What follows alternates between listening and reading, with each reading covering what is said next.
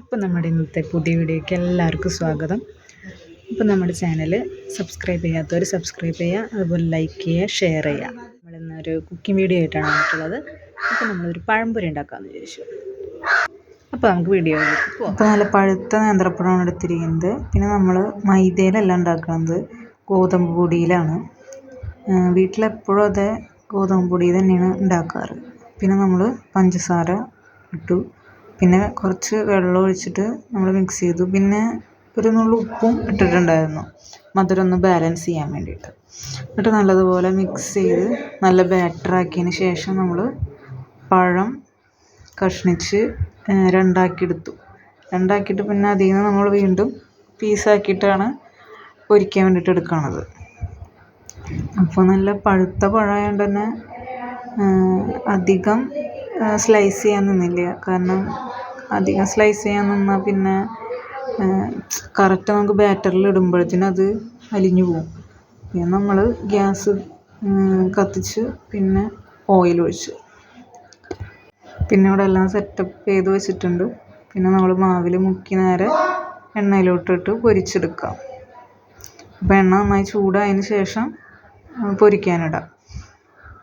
ഇപ്പോൾ ചിലതൊക്കെ ഇത്തിരി പോരാത്തൊരു പ്രയാസം ഉണ്ടായിരുന്നു. പിന്നെ നമുക്ക് വീട്ടിലൊക്കെ ആണെങ്കിൽ നമുക്ക് മൈദയിൽ യൂസ് ചെയ്യേണ്ട കാര്യമില്ല. നമുക്ക് ഗോതമ്പ് പൊടിയിൽ ഉണ്ടാക്കണം, നമ്മളെ ഹെൽത്തിനായിരുന്നു നല്ലത്. ഈ കടയിൽ നിന്നൊക്കെ ആകുമ്പോൾ കുറേ മൈദയിലിട്ടിട്ടായിരിക്കും നമുക്ക് തരാം. അപ്പോൾ നമ്മുടെ ഹെൽത്തിന് അത് അത്ര നല്ലതല്ല. ഇത് ഗോതമ്പ് പൊടിയിൽ ഉണ്ടാക്കിയെന്ന് നമുക്ക് തോന്നത്തേ ഇല്ല. അത് അത്രയ്ക്ക് നല്ല സോഫ്റ്റ്നെസ്സിൽ തന്നെയായിരുന്നു കിട്ടിയത്. മൈദേനെ അപേക്ഷിച്ച് നോക്കുമ്പോൾ നമുക്ക് വളരെ നല്ല ഹെൽത്തി ആയിട്ടുള്ളതാണ് നമുക്ക് ഗോതമ്പിൽ ഉണ്ടാക്കുമ്പോൾ. പിന്നെയാണെങ്കിൽ മൈദ നമ്മൾ വീട്ടിൽ ഒട്ടും യൂസ് ചെയ്യാറില്ല, ഒട്ടും വാങ്ങിക്കാറുമില്ല. അത്രയ്ക്ക് ഹെൽത്തിന് നല്ലതല്ലാത്തതുകൊണ്ട് ആകെ നമ്മൾ കേക്ക് ഉണ്ടാക്കാൻ വേണ്ടി മാത്രമാണ് മൈദ വല്ലപ്പോഴും യൂസ് ചെയ്യാറ്.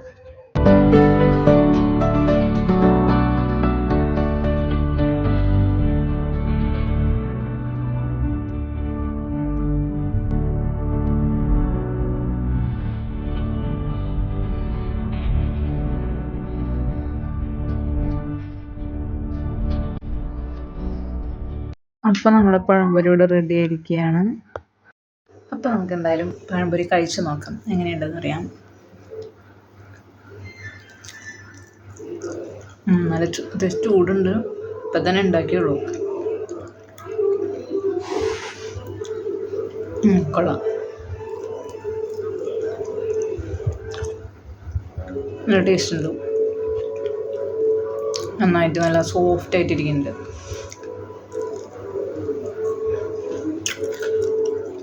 ചൂടുണ്ട്. പഴം നന്നായിട്ട് പഴുത്തതായിരുന്നു, അതുകൊണ്ട് തന്നെ നല്ല ടേസ്റ്റ് ഉണ്ട്. അപ്പോൾ നമുക്ക് ഇനി മറ്റൊരു വീഡിയോയുമായിട്ട് വീണ്ടും കാണാം. അപ്പോൾ ബൈ ബൈ. അപ്പോൾ എല്ലാവരും നമ്മുടെ വീഡിയോ കണ്ട് ഇഷ്ടമായെങ്കിൽ ലൈക്ക് ചെയ്യണം, ഷെയർ ചെയ്യണം, അതുപോലെ നമ്മുടെ ചാനൽ സബ്സ്ക്രൈബും ചെയ്തോളാം. ടാറ്റാ.